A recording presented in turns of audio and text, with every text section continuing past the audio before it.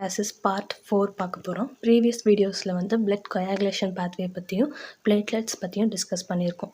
இந்த வீடியோவில் நம்ம என்ன பார்க்க போகிறோன்னா இன்வெஸ்டிகேஷன்ஸ் அண்ட் ஆன்டி கொயாகுலன்ட்ஸ் என்னென்ன ட்ரக்ஸ் யூஸ் பண்ணுறாங்க, மெயினாக வந்து இன்வெஸ்டிகேஷன்ஸில் என்னெல்லாம் பார்க்கலாம் அப்படிங்கிற விஷயத்த நான் வந்து சொல்ல போகிறேன். ஃபர்ஸ்ட் இன்வெஸ்டிகேஷனில் நம்ம வந்து ப்ளீடிங் டைம் பார்க்கலாம். ஒரு நார்மல் ப்ளீடிங் டைம் வந்து 1 to 5 minutes. ப்ளீடிங் டைம் வந்து கால்குலேட் பண்ணுறதுக்கு மெத்தட் பார்த்தோம்னா டியூக்ஸ் மெத்தட். நெக்ஸ்ட்டு வந்து கிளாட்டிங் டைம் வந்து 2 to 8 minutes.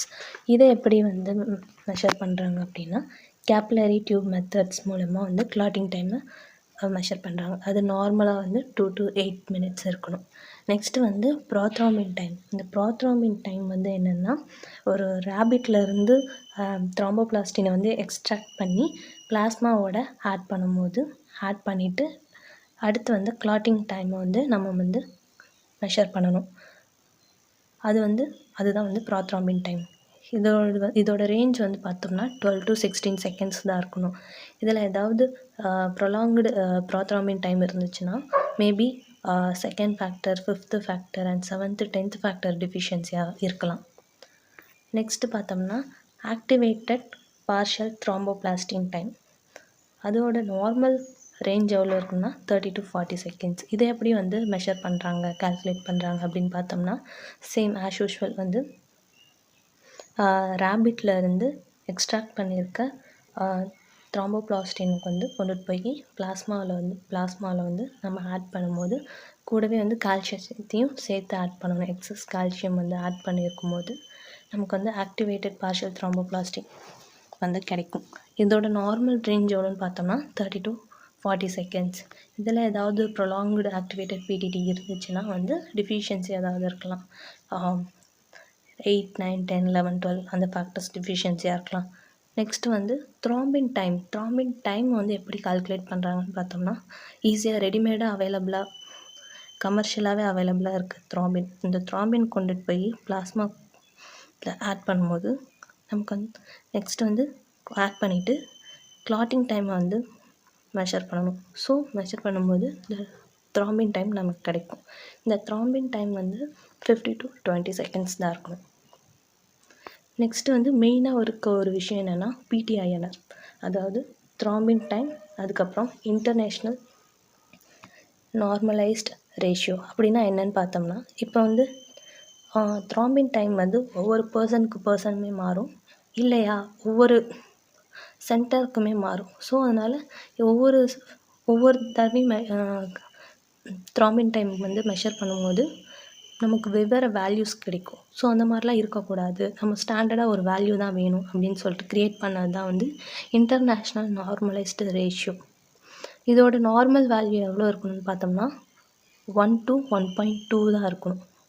இதே ஹையாக இருக்குது அப்படின்னா அவங்களுக்கு ப்ளீடிங் ரிஸ்க் இருக்குதுன்னு அர்த்தம். இதே கம்மியாக இருக்குது அப்படின்னு பார்த்தோம்னா கிளாட் வந்து எந்த டைமில் வேணாலும் ஃபார்ம் ஆகலாம் அப்படிங்கிறது மீன் பண்ணுது. இப்போ வார்ஃபரின் நம்ம கொடுத்துட்ருக்கோம் ஒரு பேஷண்ட்டுக்கு அப்படிங்கும்போது அப்போ ஐஎன்ஆர் வேல்யூ வந்து 2 to 3 வந்து 3க்குள்ளே நம்ம மெயின்டைன் பண்ணிக்கிட்டே இருக்கணும். அவ்வளோதான். ஸோ வார்ஃபரின் அப்போது நம்ம பிடி ஐஎன்ஆர் பார்க்கணும். அதே மாதிரி ஹெப்பாரின் கொடுக்கும்போது நமக்கு வந்து ப்ளீடிங் டைம் வந்து நம்ம மெயினாக பார்க்கணும். நெக்ஸ்ட்டு வந்து ஆன்டி கொயாகுலன்ட்ஸ் பற்றி பார்க்க போகிறோம். இப்போ வந்து பிளட்டை வந்து நம்ம கலெக்ட் பண்ணுறோம், டெஸ்ட் டியூப்பில் வந்து ஸ்டோர் பண்ணுறோம் அப்படின்னா அது உடனே வந்து பிளட்டு கிளாட் ஆகிடும். ஸோ அது ப்ரிவென்ட் பண்ணுறதுக்காக நம்ம அந்த டெஸ்ட் டியூப்லேயே வந்து ஆன்டி கொயாகுலன்ட்ஸ் கோட்டிங் கொடுத்துருப்பாங்க. மோஸ்ட் காமனாக என்னென்ன ஆன்டி கொயாகுலன்ட்ஸ் வந்து யூஸ் பண்ணுறாங்க பிளட் கலெக்ஷன் அப்போது அப்படின்னு பார்த்தோம்னா EDTA, ethylene diamine tetraacetic acid, next வந்து sodium citrate, sodium fluoride, oxalate, ஹெப்பாரின்லாம் யூஸ் பண்ணுறாங்க பிளட் வந்து கலெக்ட் பண்ணுறதுக்கு. அதே இப்போ தெரப்பியூட்டிக்காக வந்து பிளட்டு கிளாட் ஆகிறத வந்து ப்ரிவென்ட் பண்ணுறதுக்கு என்ன யூஸ் பண்ணுறாங்க, மோஸ்ட் காமனாக வந்து வார்ஃபரின், ஹெப்பாரின் யூஸ் பண்ணுறாங்க. வார்ஃபரினோட டெரிவேட்டிவ் ஃபார்ம் வந்து என்னென்னு பார்த்தோம்னா குமாரின். இந்த வார்ஃபரினுக்கு ஏன் வார்ஃபரின் பேர் வந்துச்சுன்னு பார்த்தோம்னா வார்ஃபரின் எங்கே கண்டுபிடிச்சாங்க அப்படின்னா Wisconsin alumni research foundation. So WARF with coumarin is a derivative அப்படிங்கும்போது வார்ஃபரின். இது வந்து ஒரு vitamin K antagonist. So vitamin கேயே வந்து இது பிளாக் பண்ணும்போது விட்டமின் கே டிபெண்ட் ஃபேக்டர்ஸ் எதுவுமே வந்து பெருசாக சிந்தசைஸ் ஆகாது. ஸோ இப்போ வார்ஃபரின் ரொம்ப அதிகமாகிடுச்சு வார்ஃபரின் தெரப்பியில் அப்படிங்கும்போது நம்ம வந்து விட்டமின் கே வந்து நம்ம கொடுக்கும்போது வார்ஃபரின் லெவல் வந்து நம்மளால் ஓரளவுக்கு கண்ட்ரோல் பண்ண முடியும். ஸோ வார்ஃபரின் தெரப்பி கொடுக்கும்போது நம்ம பிடிஐஎன்ஆர் எப்பயுமே வந்து மானிட்டர் பண்ணிக்கிட்டே இருக்கணும். அதோட ரேஞ்ச் வந்து 2 to 3 தான் இருக்கணும். நெக்ஸ்ட்டு பார்த்தோம்னா நம்ம ஹெப்பாரின் ஹிரோடின்லாம் கொடுக்கலாம். ஹெப்பாரின்லேயே 2 இருக்குது. High molecular wait heparin, low molecular wait heparin. Next வந்து ஹிரோடின் கூட நம்ம வந்து யூஸ் பண்ணலாம்.